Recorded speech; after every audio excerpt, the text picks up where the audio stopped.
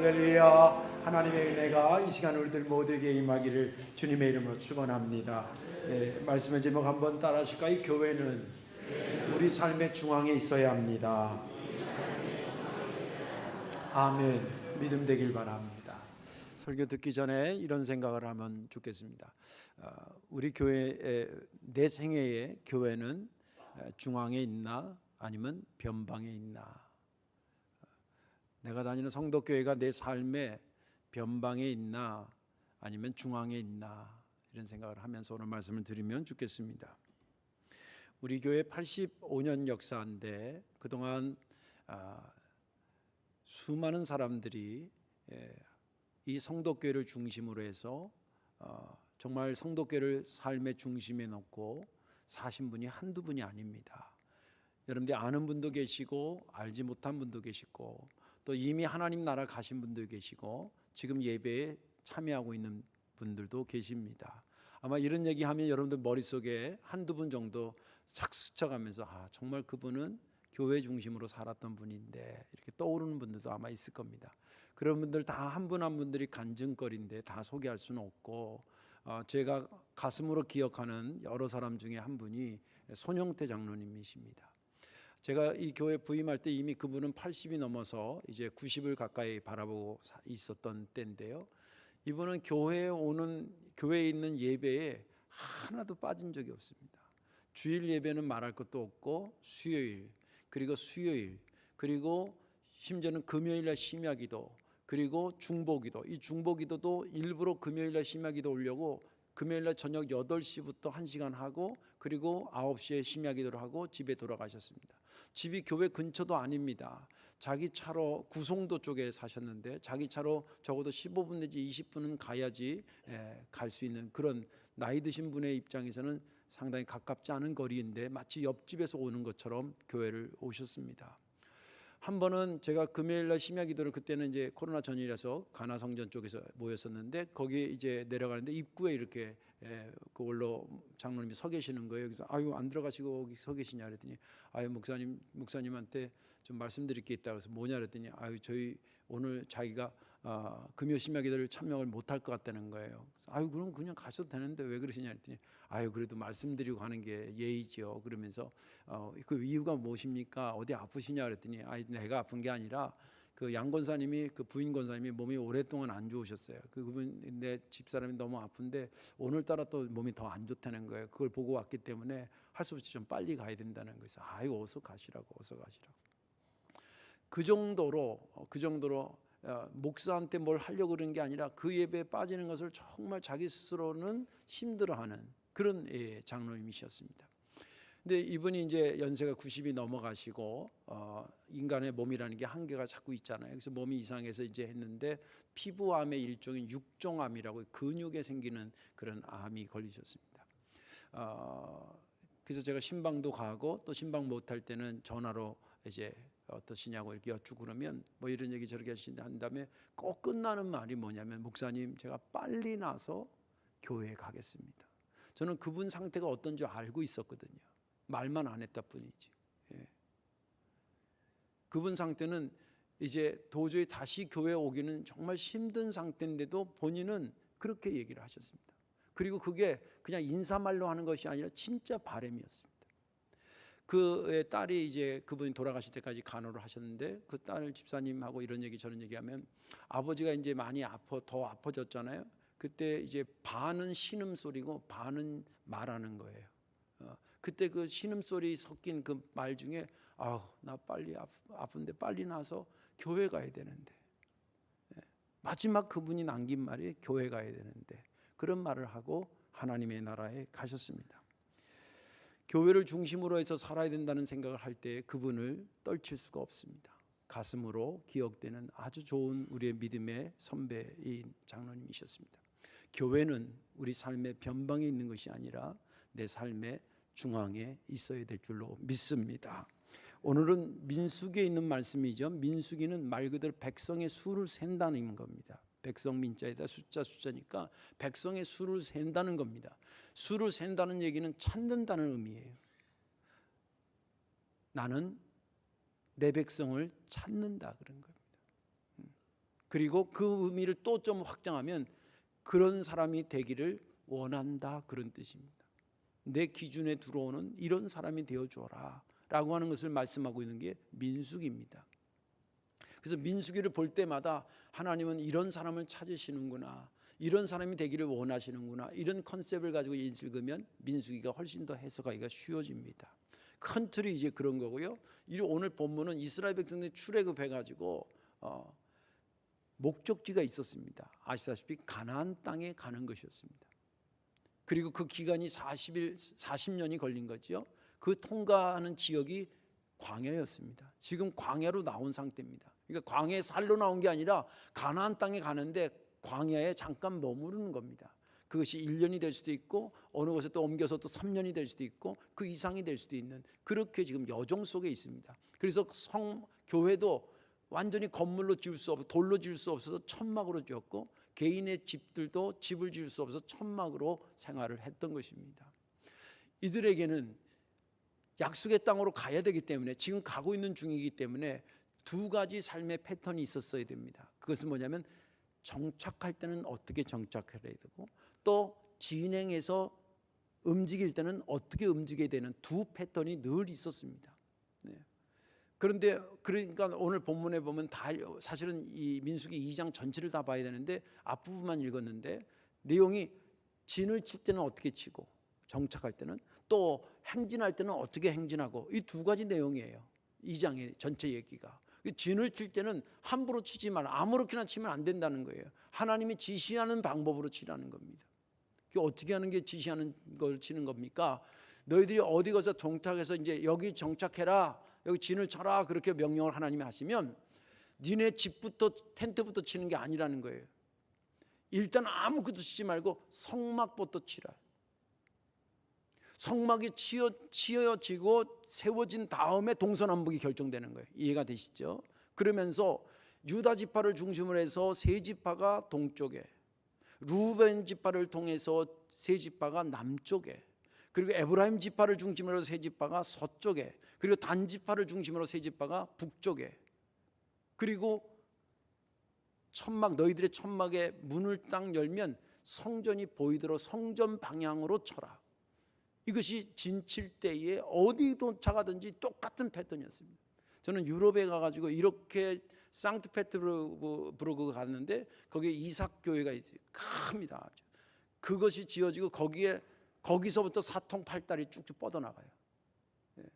그리고 그 시가 구성될 때에 이 성당보다 큰 건물을 못 짓겠대요. 그러니까 모든 집에서 나와서 창문을 열면 다 성전이 보이도록 그렇게 친 거예요. 지금 그런 것처럼 만들으셨다는 거예요. 그 다음에 이제 행진할 때가 생기잖아요. 행진할 때는 어떻게 되느냐? 행진할 때도 함부로 행진하지 말라는 거예요.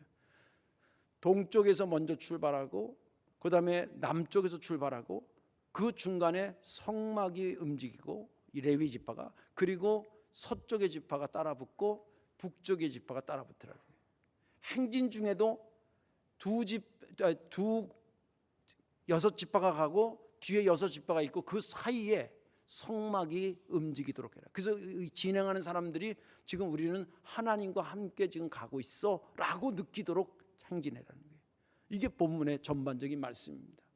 저는 지난번에 이 본문을 보면서 2절과 17절의 말씀이 은혜가 됐는데, 2절에 이스라엘 자손은 각각 자기의 진영의 군기와 자기의 조상의 가문의 기호 곁에 진을 치되 회막을 향하여 사방으로 치라. 17절 그 다음에 회막이 레위인의 진영과 함께 모든 진영 중앙에 있어 행진하되, 이건 행진할 때예요. 그들의 진친 순서대로 각 사람은 자기의 위치에서 자기들의 길을 따라 앞으로 행진할지니라. 이 두 단어의 핵심적인 얘기는 성막 중심으로 해라. 진칠 때도 행진할 때도. 오늘 말씀에 저와 여러분들 은혜 받으시고 교회 중심의 삶이 가장 복된 것을 확신하시고 그 삶이 저와 여러분들의 삶이 되기를 주의 이름으로 축원합니다. 자, 그러면 이유가 있었을 거 아니겠습니까? 왜 하나님은 성막 중심의 삶을 살라고, 성막을 중심에 두고 살으라고 그렇게 말씀하셨을까? 그 첫째는 너희들이 늘 하나님의 품 안에 있음을 잊지 말라, 그런 뜻이었습니다. 하나님의 품 안에 있는 것을 잊지 말라.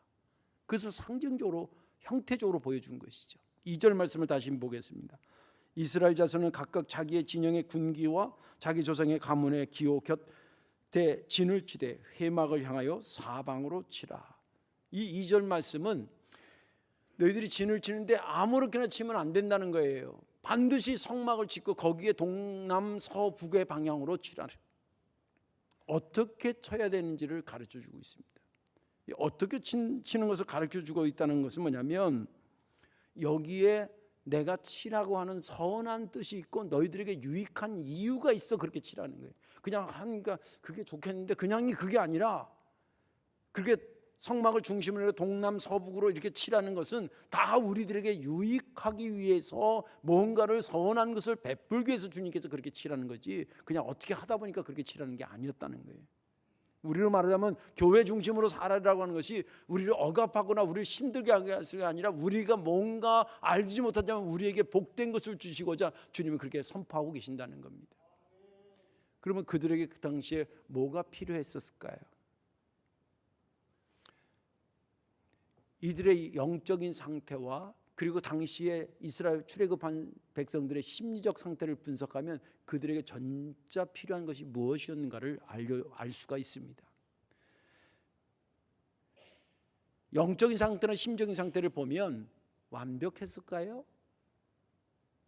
뭔가 부족한 것이 있었을까요? 결론은 부족한 것이 많았습니다. 물론 이 사람들이 400년 노예 생활하다 구출됐으니까 너무 기뻐했었습니다.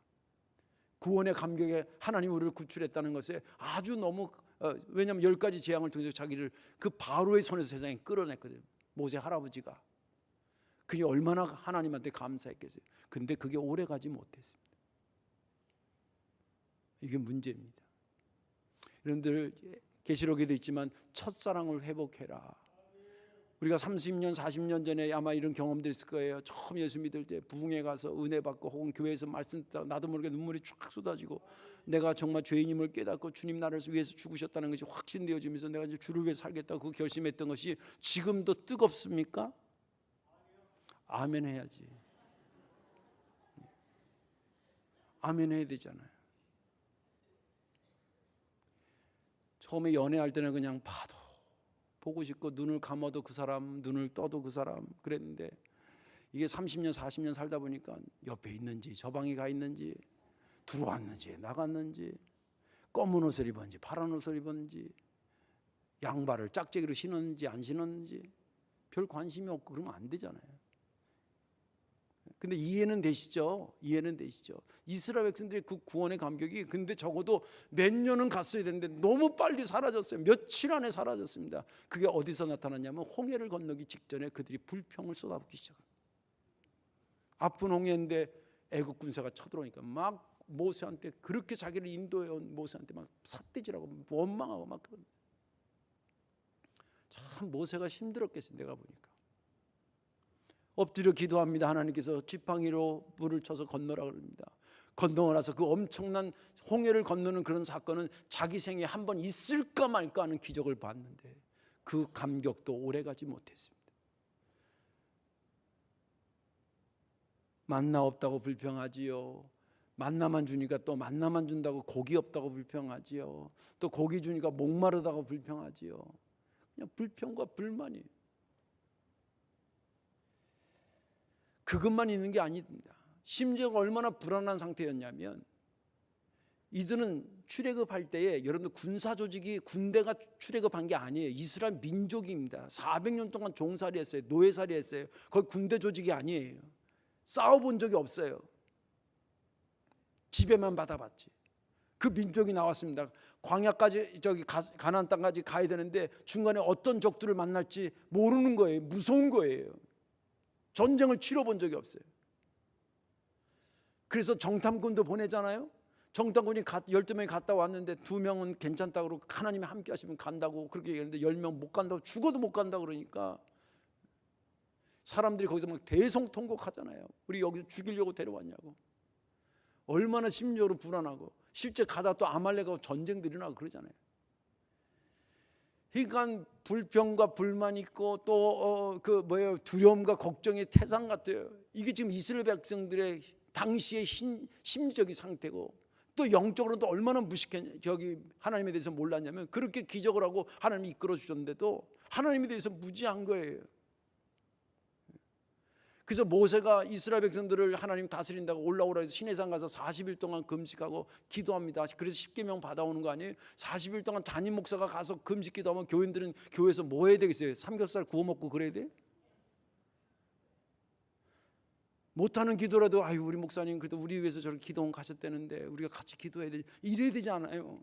근데 영적으로 무지하니까 모세가 점점 늦게 와서 안 내려오니까 우리를 인도한 신을 우리가 한번 만들어 볼까. 그래서 금을 모아가지고 금송아지 만들고 그게 또 자기를 인도했다고 거기다 막 절하고 찬양하고 그러잖아요.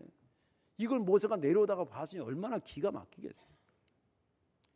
그러니까 영적으로 무지하지, 심리적으로 불안해하지, 불평과 불만 가득하지, 이 이스라엘 백성들 어떻게 변하지? 하나님 머리가 좀 뽀개졌을 것 같아요. 그걸 한 번에 가르치고 온전하게 하기 위해서 결정한 것이, 너희들 진을 칠 때 성막을 중심에 두고 쳐라. 절대 그렇게 쳐라. 그리고 천막의 문을 열고 나올 때 바로 성막이 보이도록 쳐라. 어느 위치에, 동해에 있든 남해에 있든 서해에 있든 북에 있든 천막문만 열고 나오면 성막이 보이게 쳐라. 그렇게 하셨습니다. 이걸 속에서 영적으로 무지한 그들에게 하나님을 알려주는 것이었고, 그리고 그들에게 불안한 것을 해소시키기 위한 하나님의 처방이셨습니다. 여러분들 그렇게 해서 예를 들면 한 곳에 3년 동안 머물렀다 손칩시다. 3년 동안 자고 일어나면 아침에 문 열고 나오고, 자고 일어나면 아침에 커튼을 열고 나오고, 계속 그렇게 했습니다. 나오자마자 성막을 보면서 그 이스라엘 백성들이 심리적으로 또 영적으로 무슨 생각을 했겠어요? 하나님 나를 버렸다고 생각하겠어요? 하나님 우리 가운데 계신다고 생각했겠어요? 하나님이 나를 내쳤다고 생각했겠어요? 하나님 나를 품에 안아줬다고 생각했겠어요? 3년 동안 계속 그러면 그것이 나도 모르게 사람이 보면서 인지되는 게 많거든요. 사람이 어떤 지식이 생길 때요, 듣는 거, 보는 거, 만지는 거, 먹어보는 거, 이런 모든 오감이 모아져서 그거에 대한 개념이 머릿속에 생기는 거예요. 그런 의미에서 가장 강력한 게 뭐냐면 보는 겁니다.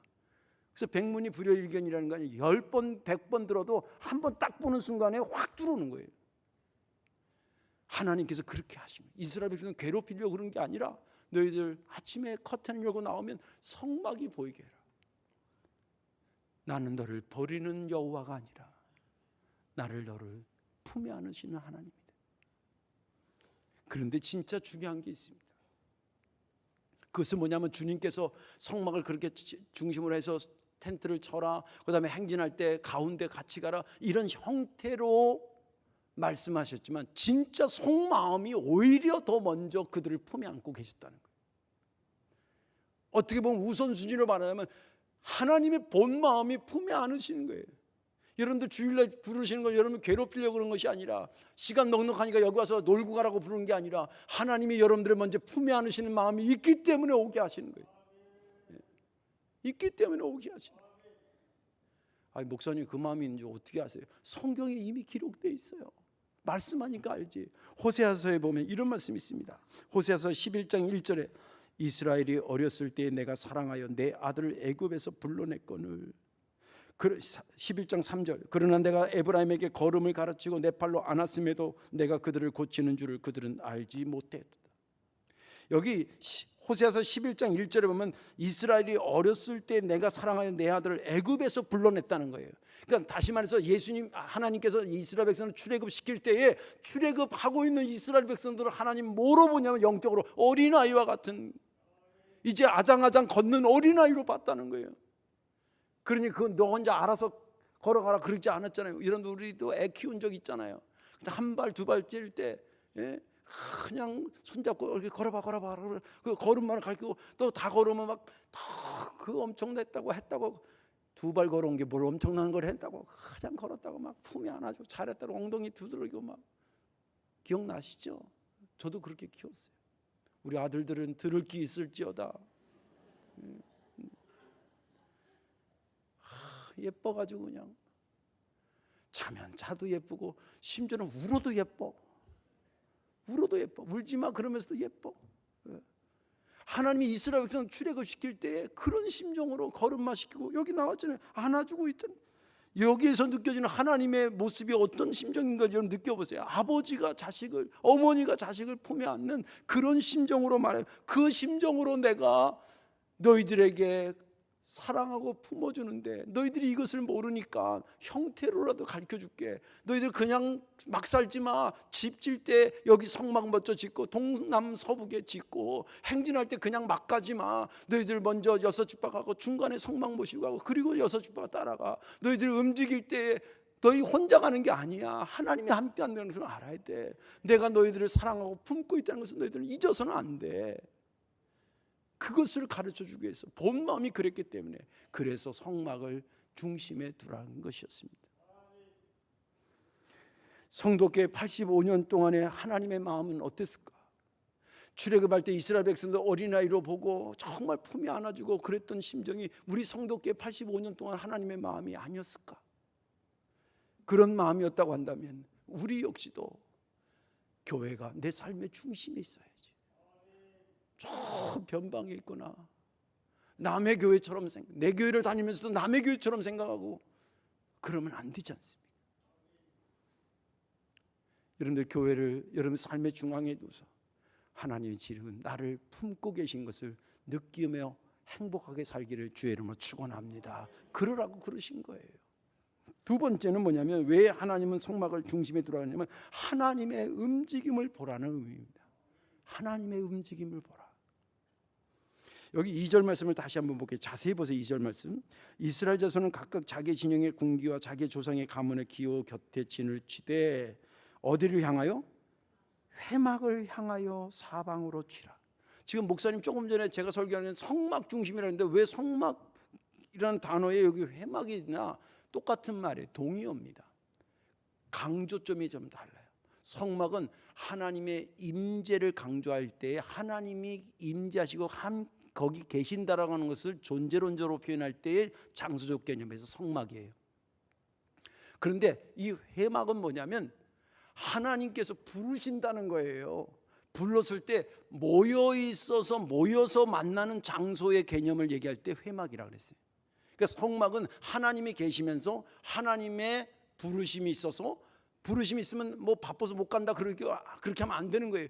부르심이 있을 때에 그 불러서 모이게 해서 모인 장소가 성막이고 회막이었다. 그래서 회막에는 늘 하나님의 움직임이 있었습니다. 그게는 3가지 종류의 움직임이 있었습니다. 첫째는 구름 기둥과 불 기둥이 성막 위로 펼쳐져 있기 때문에 이스라엘 백성들이 가야 될지에 대해서 사인을 어디서 났냐면 성막에서 나왔습니다. 성막에서 구름 기둥과 불 기둥이 움직이면 아무리 바쁜 일, 내 할 일 뭐 하더라도 빨리빨리 정리하고 그리고 거기를 따라가는 거예요. 그렇지 않으면 광야에서 낙오자가 되는 거예요. 저는 저희 아버지가 직업군인이셨습니다. 직업군인들 장교들은 뭐 여기 장로도 계시면 2년에 한 번씩 옮겨 다녔어요. 그래서 제가 초등학교를 3번 옮겼어요. 3군데 다녔어요. 그리고 중학교를 2군데 다녔어요. 그래서 제 친구들 뭐 자기 고향에 초등학교 동창들 뭐 어쩌고 얘기하고 중학교 동창 얘기하면 너무 부러워. 나는 초등학교 동창이 없어. 중학교 동창이 없어요. 고등학교까지 이어진 애는 있어요. 근데 너무 마음 아픈 게 2년이면 막 친구도 사귀고 막 이렇게 좋아지고 막 이럴 때에 어느 날 아버지가 와서 이번 달에 이사 가야 된다는 거예요. 근데 제가 초등학교 2학년 때 우리 아버지가 서울에서 입학했는데 이사 가야 된다 그랬는데 그때 제가 반장이고 부반장이 여자애가 있었는데 그게 너무 예뻤거든. 너무 예뻐가지고 그랬는데 아버지가 그 사정 뭐 알 게 뭐예요. 아버지가 어느 날 와서 우리 이제 이번 달에 이사 가야 되는데 어린 마음에 그 말은 못하고 한다는 말이 안 가면 안 되냐고. 그때 우리 아버지가 씨 웃으면서 하는 말이 내막도 모르죠. 군인은 나라를 지키기 위해서 국가에서 어딜 가라 그러면 언제든지 가는 게 군인이야. 그래서 찍소리도 못하고 그때 헤어져가지고 60이 넘도록 어디 사는지도 모르잖아요. 동창이 없어요. 그래도 뭐예요? 그게 나라 지키는 방법이니까 따라가는 거예요. 여러분들 우리 교회로 말하자면 우리 교회도 하나님께서 중단기 방향이 있어요. 장기적으로는 뭐예요? 한 영혼이라도 더 살려서 하나님 나라 확장하라는 게 우리 교회가 가야 될 가나안 땅이에요. 그리고 오래 가야 될 단기적인 것은 그러니까 회복하라는 거예요. 그런 맥락에서 하나님이 움직임이 어디를 통해서? 교회를 통해서 보여주는 거예요. 물론 여러분들 각자 성령이 임하여서 여러분들 각자의 신앙을 다듬어가는 것은 있습니다. 있어, 오케이, 좋습니다. 그런데 공동체라는 이 성도교회라는 이 공동체도 하나님의 역사에 결코 외면당하는 공동체가 아니에요. 엄청난 공동체예요. 어찌 보면 이 전체가 움직일 때 그것을 자극받아 내 신앙도 다듬어가는 것일 수도 있습니다. 그런 의미에서 하나님께서 이 교회를 움직이실 때 그렇게 궁극적으로는 그렇게 가야 된다. 올해는 그 대신 여기를 가야 된다. 이런 말씀으로 교회를 통해서 움직여 보이시는, 또 한 가지 움직이는 건 뭐냐면 이거는 소리로 움직임을 보이셨습니다. 나팔 소리로, 나팔이 불면 회막에 모이도록 했습니다. 그러면 공지사항도 얘기하고 하나님의 뜻도 얘기하고 또 모르는 것도, 우리로 말하면 교회 와서 하나님 뜻을 듣는 설교를 듣는 거예요. 매주마다 여러분 설교 듣는 게 은혜인 줄로 믿으시기 바랍니다. 중요한 것은 하나님이 지금 어떻게 움직여가고 있는 것을 들을 때 안다 이 말이에요. 나팔로 하나님의 움직임을 보여주죠. 또 한 가지는 뭐냐면 연기로 하나님의 움직임을 보여주셨습니다. 번제라고 하는 것은 태워서 올라간다 그래요. 연기가 올라간다는 거예요. 그래서 그 제물 드린 사람이 바깥에서, 성막에서 이렇게 바깥에서 지켜봅니다. 성막은 회막이면서 거기 제사가 있었으니까. 그런데 자기가 드린 제물이 연기가 쭉 하늘 올라갔다. 하나님, 주님 제 기도를, 제 제물을 받으셨군요. 그렇게 하고 감사하며 돌아가는데 이 연기가 오다 갑자기 훅 퍼져버려요. 그런 경우가 있대요. 그러면 아이고 죄송합니다, 제가 뭔가 잘못한 것 같습니다. 그러면서 자기의 제사가 안 받아들인 것에 대해서 회개하고 신령과 진정으로 예배해야 되는 그런 자세를 갖추게 됐다는 거예요. 주님께서 이 시간에 우리를 부르신 것도 주님께서 그런 뜻이 있는 겁니다. 내 뜻을 얘기하고 너희들이 신령과 진정으로 예배하면서 내 움직임을 보는 자가 복된 거라고 하는 것을 알려주기 위해서 그런 겁니다. 그러려고 그러면 교회가 멀리 있으면 못 보는 거 아니겠습니까? 교회가 중심에 있어야 되지 않겠습니까? 회막이 저쪽에 가 있는 것이 아니라 내 삶의 중심이 있어야 하나님의 움직임이 보이고 손짓하는 것도 보이고, 우리 교회도 보면 하나님께서 85년 동안 손짓하셨을 겁니다. 움직임이 보였습니다. 외견적으로는 4번의 성전을 건축하면서 그 성전 건축할 때마다 교인들이 하나님이 어디로 움직이는 것을 보고 있었을 것입니다. 앞으로 하나님은 또 어떻게 우리를 움직여 가실지 모릅니다. 그러려면 성전을 저 변방에 두면 안 된다. 너무 멀리 있어 성전이 가물가물해. 삶이 바빠가지고 성전이 가물가물해. 그래서 못 봐? 안 된다는 겁니다. 성전이 여러분들의 이 건물이라는 의미가 아니라 성전이 여러분들의 삶의, 교회가 중심에 있어야 하나님의 움직임을 보고 그 움직임을 따라갈 때 여러분들 약속의 땅도 하고 삶도 행복해진다는 것입니다. 그래서 하나님의 움직임을 보라고 성막을, 그렇지, 중심이 있어야 보이지 않겠습니까? 그렇게 명령하셨던 것입니다.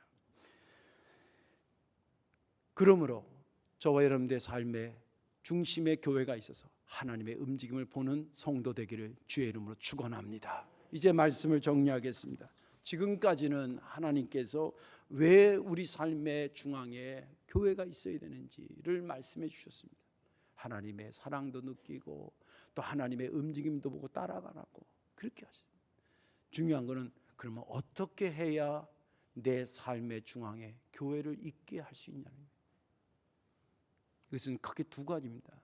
하나는 자가적인 노력이 필요하고요, 그리고 공동체적인 노력이 필요합니다. 자가적인 노력이라고 하는 것은 시간이 되면 저절로 성전이 내 삶의 중심에 오는 게 아니에요. 이런 말씀을 듣고 그래 내가 어떻게든지 이거는 성전을 이게 매일 와라, 뭐 예배 시간 빠지면 안 된다, 그런 차원이 아니라 내 삶의 어떤 것을 결정할 때 늘 하나님이 우선이 되고, 시간을 볼 때도 여러분은 날짜보다는 요일로 사시는 겁니다. 오늘은 주일이다, 오늘 못 가더라도 수요일 예배가 있는 날이다, 새벽마다 성도들이 기도하겠구나, 요일로 사는 거예요. 성도들은 예를 들면 그렇다는 거예요. 어떤 것을 결정할 때 하나님의 우선순위를 늘 기준에 두고 그 의미와 가치를 하나님께 두고 그리고 삶을 해석해 가는 거예요. 이런 자가적 노력이 필요합니다. 모자라면 그것을 놓고 말씀은 하나님 나에게 어떻게 말씀하는가 성경을 읽어야 되고 그 말씀을 붙잡고 기도도 하면서 하나님이 나를 지금 어떻게 움직여가는가를 놓고 사는 거, 그것이 하루의 일상의 중심에 있는 거, 이게 자가적 노력입니다. 공동체적인 노력이라고 하는 것은 뭐냐면, 여러분 신앙생활하면 신앙이 힘들어하는 분들이 있거든요. 주변에 그 있어요. 목자들이 봐도 그렇고 장로님의 어떤 교인을 봐도 그렇고, 그럴 때 그 사람은 격려해주고 위로해주고 함께 가자고 하고, 그 사람은 삶에서 성전이 자꾸 저 변방으로 가려는 걸 느끼면 다시 끌어다가 그 중심에 갖다 주고, 또 목사는 목사로서 정말 한 말씀이라도 주일날 가서 목사님 말씀 들으면 그래도 다시 내가 믿음이 생겨져, 이렇게 느낄 수 있도록 성령 충만하기 위해서 말씀도 준비하고, 또 교인들 사랑하고 목회하고, 또 직분자들은 직분자들로 자기 역할을 잘 가고 헌신하고, 이런 것들이 모아져서 우리 교회 향기가 되는 거예요. 그리스도의 향기가.